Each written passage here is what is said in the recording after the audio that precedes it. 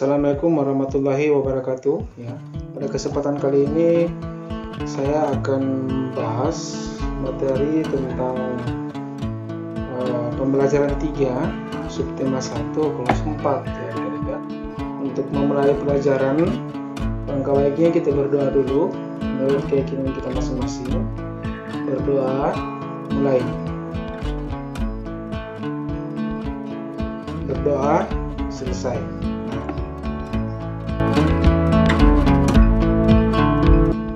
Nah, ini adalah salah satu keragaman tradisional ya yang ada di Indonesia tentunya, yaitu tentang jenis permainan tradisional ya.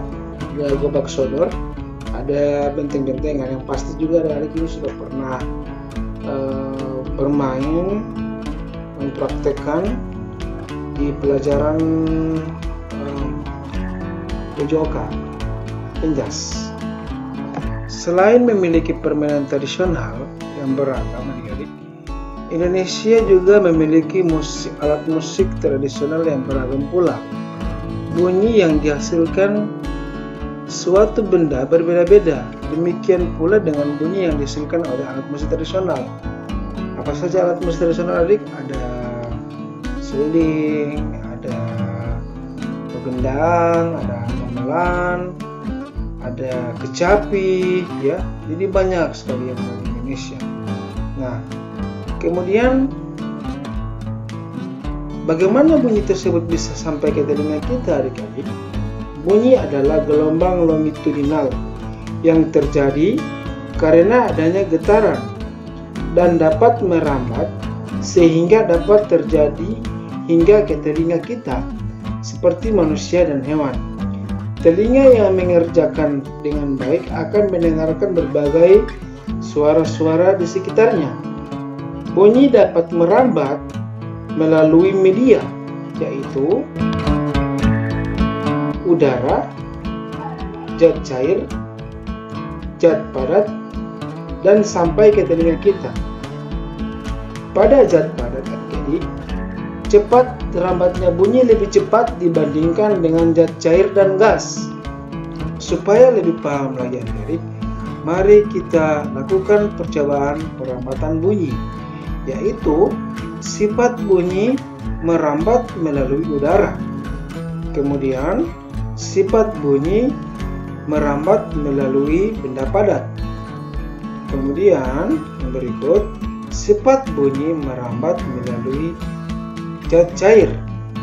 Nah, di sini adik-adik, percobaan pertama, sifat bunyi merambat melalui udara. Nah, di sini pertama ini tujuannya adalah mengidentifikasi sifat bunyi merambat melalui udara. Alat yang akan digunakan adalah selang plastik panjang 2 meter atau lebih.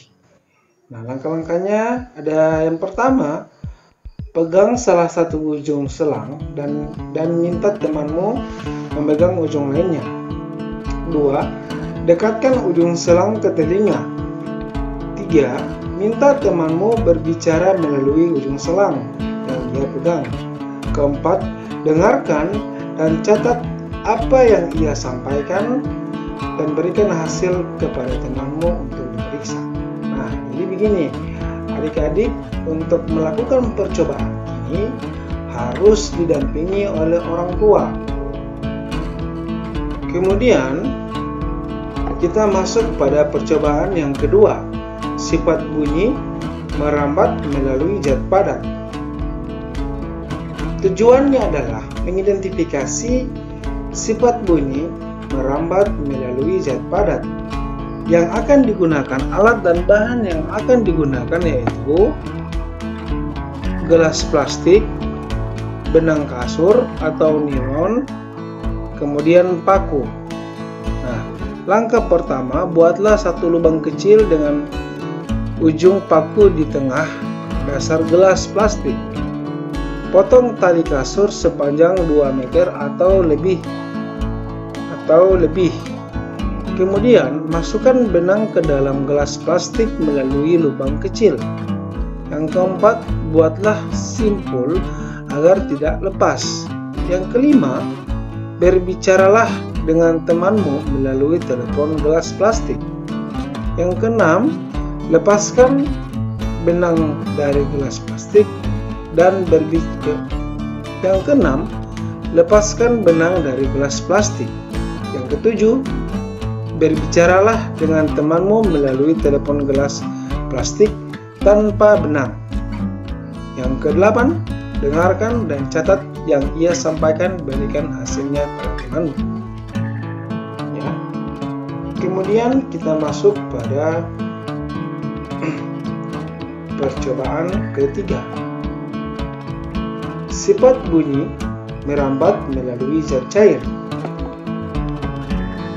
Tujuan dari percobaan ini ialah mengidentifikasi sifat bunyi merambat melalui zat cair. Alat yang digunakan dalam percobaan ini ialah 1. Ember besar, 2. Air, ketiga batu koral, keempat corong kecil. Langkah-langkah dalam mengerjakan percobaan ini ialah: yang pertama, isi ember air hingga penuh.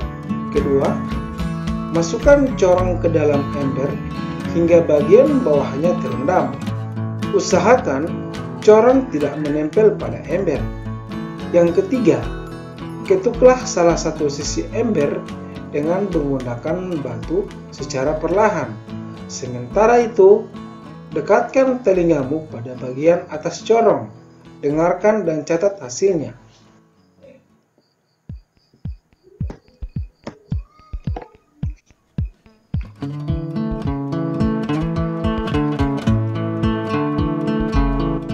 Setelah melakukan percobaan, silakan kerjakan tabel di bawah ini. Isilah tabel berikut berdasarkan hasil percobaan. Percobaan pertama ialah bunyi merambat melalui udara.